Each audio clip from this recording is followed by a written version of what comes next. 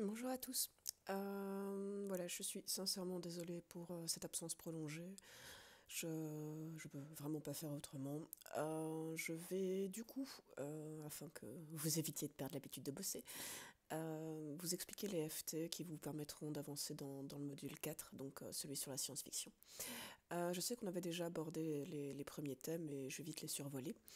Donc, pour rappel, dans la science-fiction, le premier gros thème, ça va être l'espace. Tant sur le vol spatial, donc le fait de, un peu comme dans Jules Verne, donc de la Terre à la Lune, vraiment cette conquête où vous avez ce voyage qui fait totalement partie de l'histoire, et aussi dans cette idée de coloniser un espace qui est inconnu. Le deuxième pôle par rapport à l'espace, ça va être la vie extraterrestre, c'est-à-dire la rencontre à ce moment-là des habitants. Troisième possibilité, ce sont les univers parallèles où, à partir des extrapolations donc, scientifiques de la fin du 19e et début 20e, on va vraiment vouloir pousser les limites de la relativité. Vous avez bien sûr dans ce pôle-là les voyages dans le temps. Si vous prenez un film en référence, c'est par exemple Retour vers le futur. Donc ça, c'est par rapport à l'espace. Vous avez ensuite le temps. Alors, voyage dans le temps, de nouveau, ça peut être tant dans le passé que dans le futur, donc ce qui va mettre vraiment en exergue les paradoxes temporels. L'Uchronie, qui, attention, il ne faut pas la confondre avec la dystopie. L'Uchronie, c'est vraiment, de nouveau, on varie sur le thème du temps, mais on va partir de l'idée euh, que, voilà, comment ça se serait passé s'il s'était passé ceci ou s'il ne s'était pas passé ceci. Et du coup, à partir d'une modification d'un élément du passé, on va recréer un futur totalement différent. Alors, la thématique qui est la plus courante, c'est par exemple, voilà, si Hitler avait gagné la guerre, donc la Seconde Guerre mondiale. Toujours dans le temps, vous avez le steampunk, où là, vous avez une représentation beaucoup plus baroque, qui va faire venir tout ce qui est scientifique et technologie par rapport à la révolution industrielle. Donc les machines à vapeur, enfin vraiment un décor très, très surchargé comme ça. Euh, Troisième thème, ça va être la société, où là vous avez donc l'utopie, la dystopie et le monde perdu qui apparaissent. Alors, c'est un genre qui est assez ancien en fait et qui permettait de décrire une société future qui est passée, qui peut être passée également ou cachée, mais avec une approche sociologique, c'est-à-dire l'étude des comportements.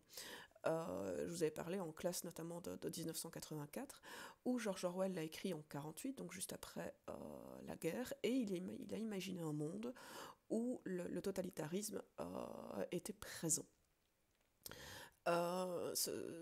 Ce genre a vraiment un gros avantage, c'est qu'il permet, comme La Fontaine l'a fait avec les fables, de critiquer le monde actuel en le projetant dans dans une autre époque. Ensuite, vous avez le cyberpunk, donc ça par contre c'est un genre très récent, et qui a en fait commencé en 84 avec le roman qui s'appelle Neuromancien de Gibson. Et ce genre en fait, va dépeindre une humanité, donc des hommes et des femmes, qui sont totalement plongés dans le chaos, ok, à la suite d'un progrès technique ou politico-économique économique, qui va être néfaste, donc négatif pour la société. Vous avez un préfixe qui est important, qui est cyber, donc qui renvoie à l'amélioration des performances humaines en remplaçant donc tous ces aspects par des appareils robotisés.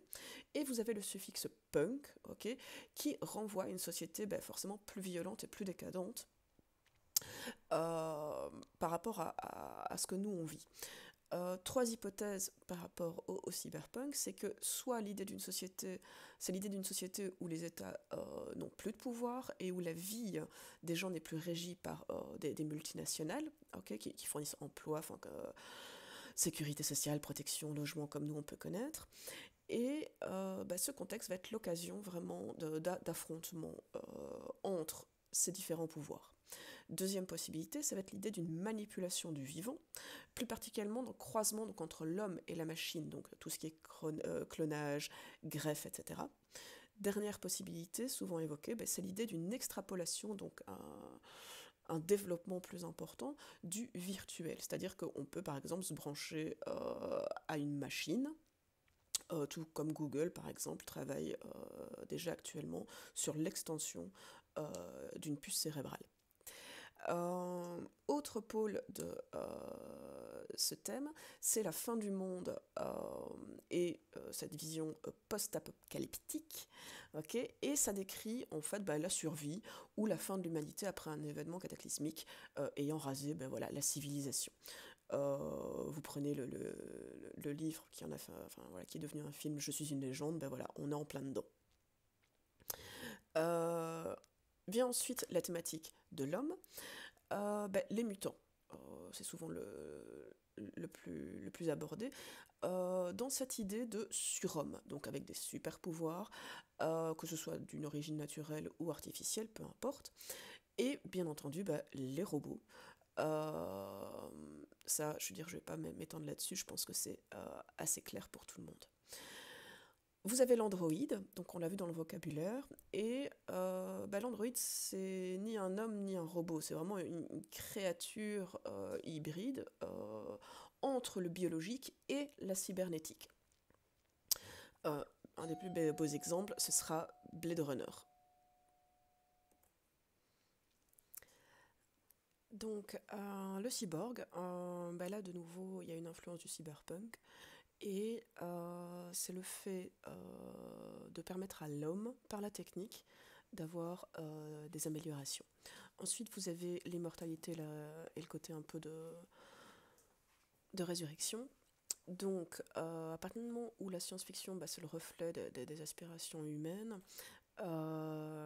il y a toute cette réflexion sur sa propre mort, à savoir voilà, que ça reste le plus grand défi pour l'humanité. Donc, si on résume, tout récit véhicule également donc un thème principal permettant au lecteur de fixer le sens global du texte. On peut dresser la liste des grands thèmes classiques brassés par la SF. Donc le voyage dans le temps, donc passé, futur et dimensions parallèles. Le voyage dans l'espace, donc le système solaire, les autres galaxies, microcosmes, etc. La rencontre avec d'autres êtres, extraterrestres, mutants, androïdes. L'invention d'une autre société, utopie, contre-utopie, dystopie, uchronie. L'informatique et la robotique, donc réseau, réalité virtuelle, cyberspace, l'écologie, donc ça c'est tout le pôle post-ap avec les déchets, la fin du monde, et de manière plus spécifique, le post-ap, donc c'est la vie sur Terre après une catastrophe ou une guerre nucléaire.